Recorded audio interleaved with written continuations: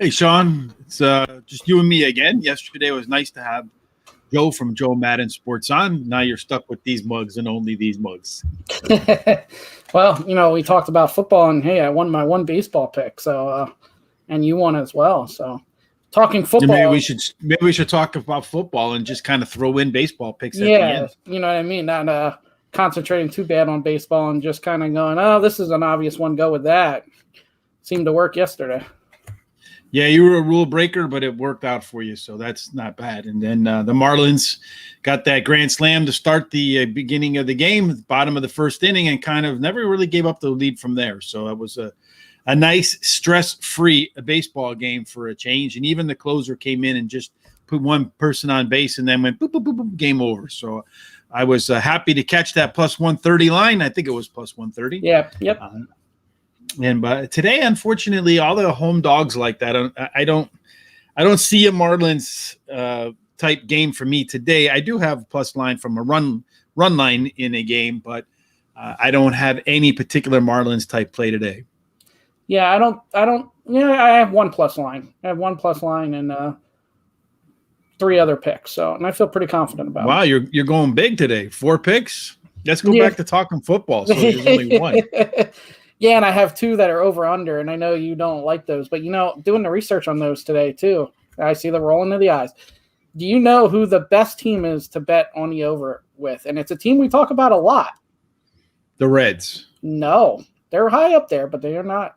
A team we talk about a lot that goes over, it scores a lot of runs. They're overvalued in Vegas all the time. Well, you always tell me that's Minnesota. Yep, so Minnesota. Well, who are they playing today? The Reds. Well, so I was right, and now you're telling me I'm wrong. Well, you were wrong because it's Minnesota. I was 100% right. No. Okay. Just admit it. Okay. I'm never wrong, Sean. Just the games are wrong sometimes. That's now we don't have that. Now we don't have that third person to arbitrate. Yeah. She would pick me. Yeah. Anyway, let's see who we're going to pick today. Let's go right to the Major League Baseball schedule. Today is a pretty hefty roster of games.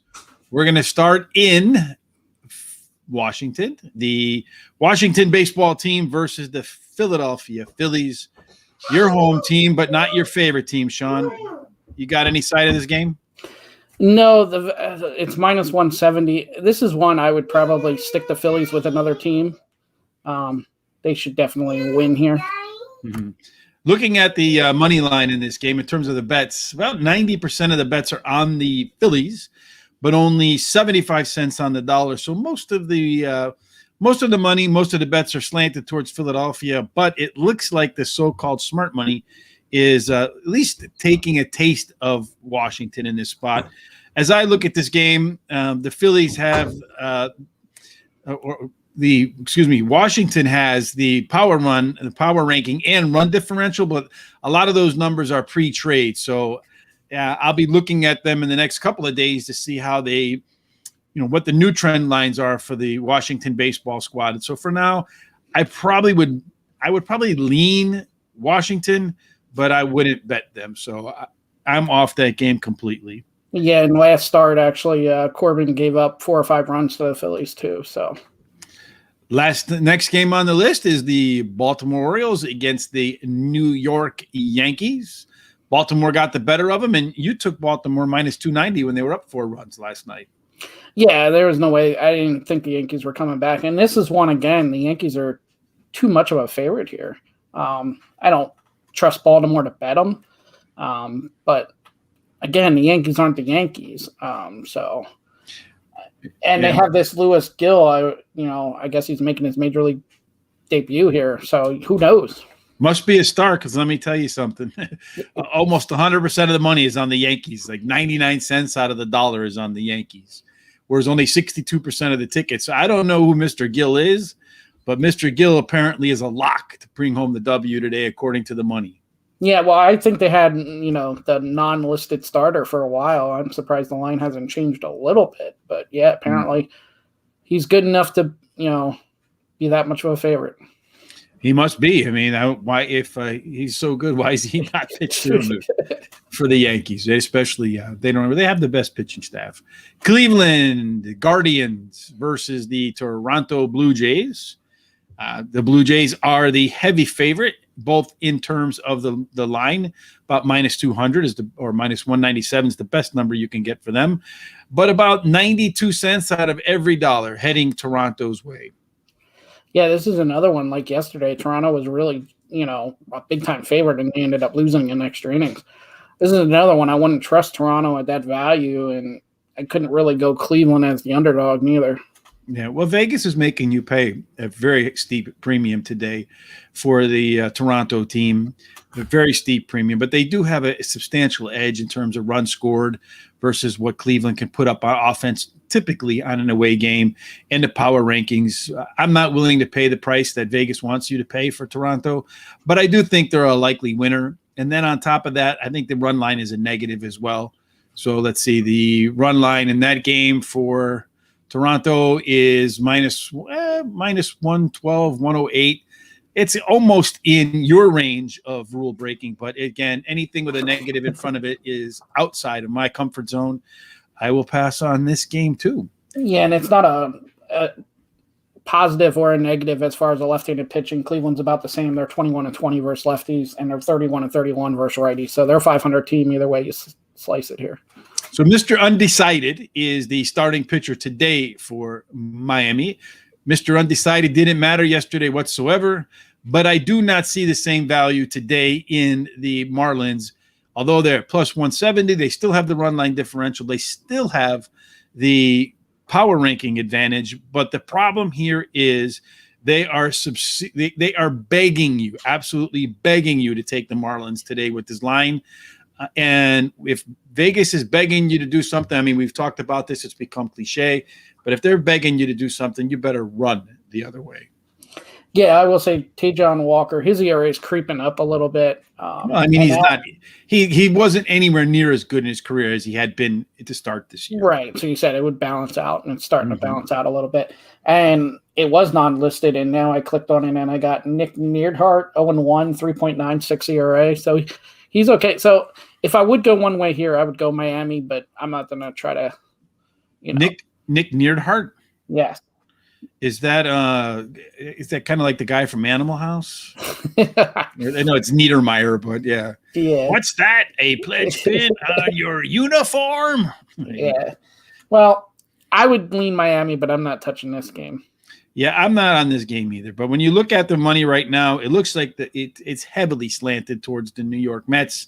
They're taking in about 85 cents on the dollar, and they're taking in about 3/4 of the action. Like I said, it's a game I got to stay away from because when I see that run line differential, I know the Mets really struggle to score, and they struggle to score even more when they're not at home. Under that situation, I can't take the Mets, so I'm going on to the next game. Seattle versus the Tampa Bay Rays. What do you see here, Sean? Well, I will say Seattle's 5-0 versus Tampa Bay this year. Ooh, got their number. Yeah, so that's interesting. That streak's got to end sooner or later. I don't trust. You win them all. Why can't you win them all? Well, never happens in baseball like that. So plus 140 is kind of intriguing. I liked 4 other plays better than this one though. Well, I think that streak breaks tonight. I have a considerable pitching matchup advantage with the Tampa Bay pitcher today, and then that's was it Petrino, right? Yep. So I think Pacino versus Kikuchi. Kikuchi is a lefty. Tampa Bay is 21-17 or something like that against left-handed. 24-19. Yep. 24-19. So yeah, 5-game advantage there. When you look at Pacino's ERA at home, it's like 0.6 something or another. It's just ridiculously low. It's Jacob DeGrom-esque, but only in Tampa Bay. When he gets out of Tampa Bay, it's not the same there. Tampa Bay does have a very solid record against teams that are over 500. And Seattle's a couple games over, 5 of those apparently against Tampa Bay. So, but when you look at the Tampa Bay pitching staff at home, they're number 2 by ERA. Seattle on the road is number 15 by ERA. Tampa Bay has the number 3 team ERA at home. And Seattle, in terms of the entirety of the team, has number 24. So I have a pretty solid pitching matchup. I also get a pretty significant run differential advantage. It's not beyond my minus 167 threshold. I know Joe yesterday said I think 140 or something like that was hers. Mm-hmm. Yep. So I have a little bit more elasticity in mind. The best number I can see on the board right now looks like minus 152. So I am going to take the Tampa Bay Rays at minus 152 to break that 0-5 streak against Seattle and probably be back here tomorrow saying now they're 0-6.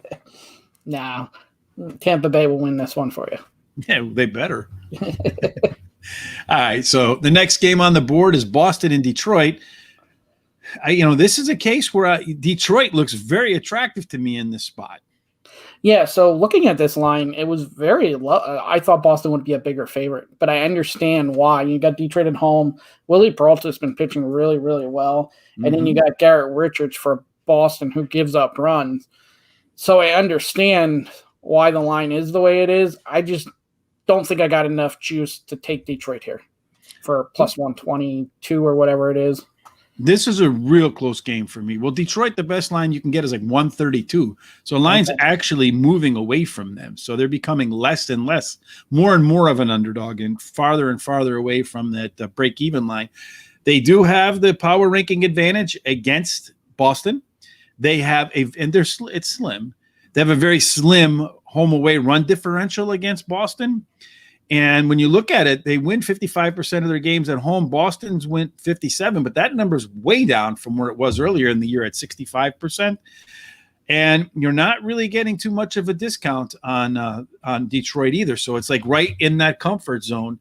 If there's a home team that you want a plus line on tonight, to me, Detroit is that team. I just can't pull the trigger in this spot because I like a couple of other things a little bit better. But that is the team that, to me, if you want a home plus line, you got to look at.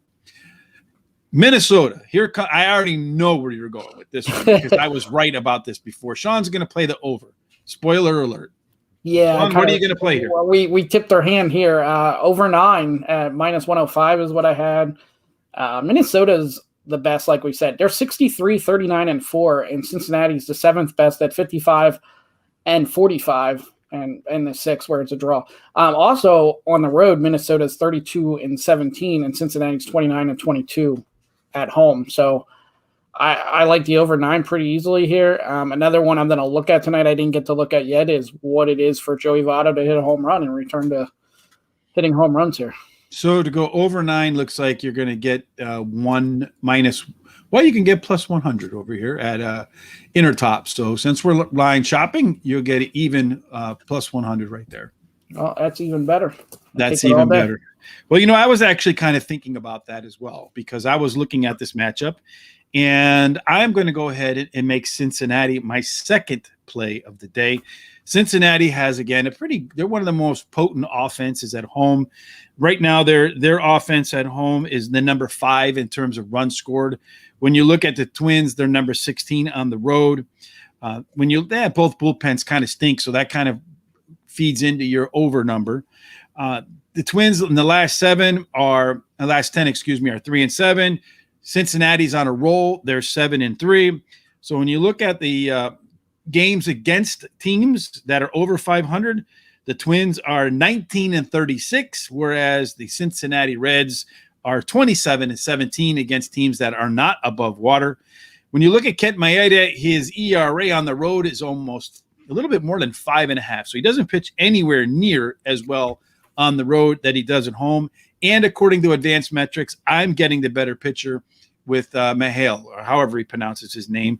So I think this is another game where the home team has the advantage. Cincinnati is in the middle of a race to make the playoffs. May not take over the NFC Central, but they may have a shot to get one of those wild cards. And I can get them right now for minus 121 at home. This was a game I was seriously contemplating taking the run line in. If you're comfortable with that half a run, I wouldn't be afraid of it, but I don't need to take it at minus 121. It's well within my comfort zone. My second pick of the day is the Cincinnati Reds minus 121. Yeah, I thought that line was kind of low. I was expecting Cincinnati to be more of a favorite, so I do like that minus 121. I looked up the Joey Votto. It's only plus 280, so that's kind of really low to take for him to hit a home run. To hit a homer? Yeah. Well, he's hit about like 900 in the last week. You should put a thing on there. Joey Votto is hot with some flames, and then he won't hit one. You can bet the no. Oh, okay. LA versus the LA Angels and the Texas Rangers. This is another game where I contemplated taking the home team in the plus line because Texas does have, again, the ability to score more runs at home than they do on the road, and they have the ability to produce more runs at home than the Angels do on the road. I just don't trust Texas for nothing.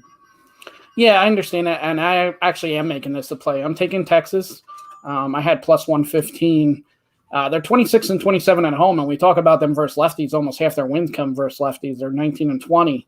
Mm-hmm. And then Texas has won 3 in a row, so they've kind of rebounded after they lost, 12 or 13 in a row. Mm-hmm. Also, the Angels are going the other way, and they're 22 and 28 on the road. So I like Texas here.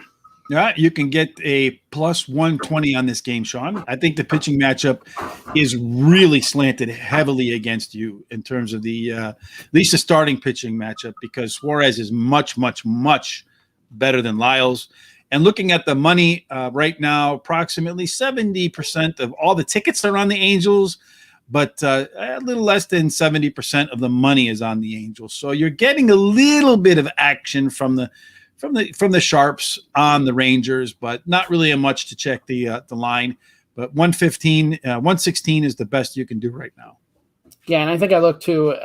Texas is only they're like 4-5 against the Angels this year, so they're holding their own against the Angels. Mm-hmm. Pittsburgh and Milwaukee. You took the run line yesterday with a negative number. You're going to have to do that again today if you want the Milwaukee squad over the Buckaroos. Yeah, and I'm going to do it again, and I did more research, and I'm going to tell you why here. They were 11-3 versus Pittsburgh this year. Mm-hmm. All 11 runs have been by 3 or more runs. So all 11 games? All 11 games, yep. Mm-hmm. So not even winning by 2, they're winning by 3 plus. So what if you go 2.5 plus 2.5? Minus 2.5? You could do that. I'm going to stick to that. I'm not going to get greedy, and I'm going to take the minus 1.5 and run with minus 1.5 in that game. You can get. Looks like minus 115 is the best number you can get. Okay.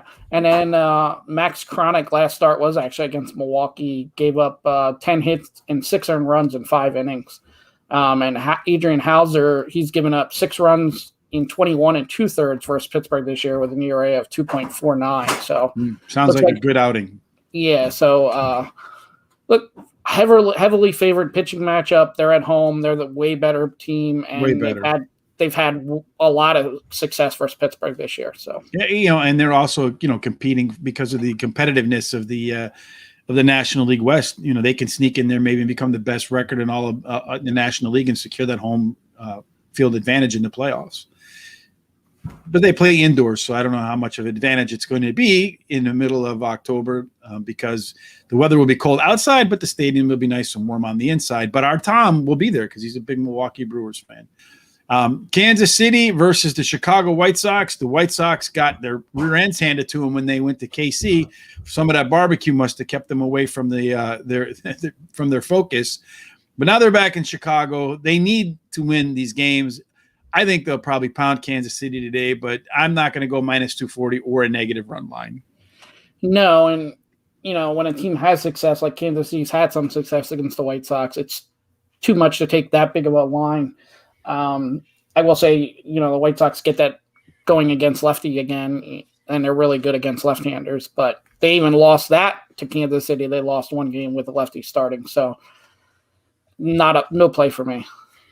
Atlanta and St. Louis, possibly another home team. I think John Lester's making his first start here for the Cardinals.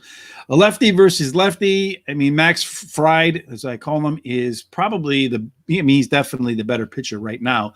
Maybe not as mentally tough as John Lester has proven to be over the years. But I don't trust this Atlanta team at all. And I certainly am not comfortable with John Lester on the mound, although all the advantages go St. Louis's way when they're at home and Atlanta's on the road. Maybe another home game you might consider the plus line. I can't do it. Yeah, this is one I looked at, and I looked at the line, and then I tried to find more stats to support St. Louis to win. But then I went with the lefty versus lefty. Atlanta's 12-12. St. Louis is 11-9. There ain't much there. The whole John Lester, he's going to give up some runs. I couldn't touch it. Can't touch it. Okay.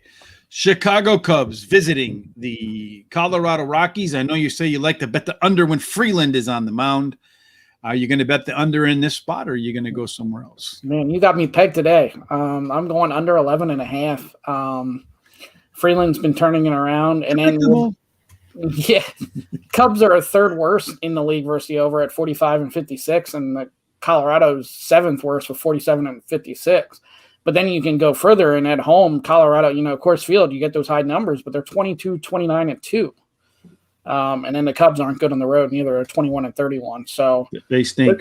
This looks pretty good for the under. I mean, Freeland should be able to, if he gives up 2-3 runs to the Cubs, and I don't think Colorado's going to light up Davies neither. So, well, once again, there's a pitching matchup that favors Colorado. Colorado is actually, they don't really, here's the thing about Colorado. Their record is somewhat deceptive because they've only played 28 games against teams that are under 500 because of that crazy division that they're in out there. So in those games, they're 16 and 12. At home, they're an amazing, even against that typical schedule, 33 and 20. So they've beaten some pretty good teams at home. Guess who's not a very good team right now? The Chicago Cubs, right? I mean, they traded all of their players away, and then you're starting to hear some I don't even want to call it gossip from the likes of Anthony Rizzo, but he said it. It's not us. It's not surprising that none of these people, Baez, Bryant, Rizzo, were willing to sign an extension. So there's some shots fired there. Maybe there's some unhappiness in the Chicago Cubs dugout. That lineup that they're throwing out there, minus this kid Ortega, who's on fire, he had like 4 hits the other day. The rest of the team had 1, and I think 3 of them were home runs against Washington. I think that's the one game they've kind of won since then. But the Cubs are 3-7 on the road in their last 10. Colorado has number 2 offense at home. The Cubs have number 24 offense on the road. I see this game as a potential blowout in favor of Colorado. So I'm actually going to this is my plus line for the day. I am taking the Colorado Rockies -1.5 to kick the living snot out of my Chicago Cubs, the AAA squad, and I'm getting +127 to do that. Yeah, I like that. I actually even like Colorado just -140. I think that came down a little bit. I think earlier when I was looking, it was at like -157 or something like that. It was getting close to your border there, but now it came down a little bit. Definitely. I think you like we talk about a lot, you get value with Colorado at home, and I don't think the Vegas books really adjusted too much to it yet. They've adjusted to it. They don't miss nothing, Sean. But this is one of the biggest run differentials on the board tonight, aside from the White Sox and Kansas City. But the Colorado has like a 59 to 41% advantage in terms of scoring runs at home versus what the Cubs produce on the road. And that's the Cubs with Rizzo, with Bryant, with Baez, and Jock Peterson. That's 4 of their starting 8 hitters out of the lineup. And like I said, they're fielding a AAA club right about now. So David Ross, I'm sure, is happy that he took his first job as a baseball manager with the Cubs right about now. San Francisco versus the Arizona Diamondbacks. You got Madison Bumgarner going against his old squad.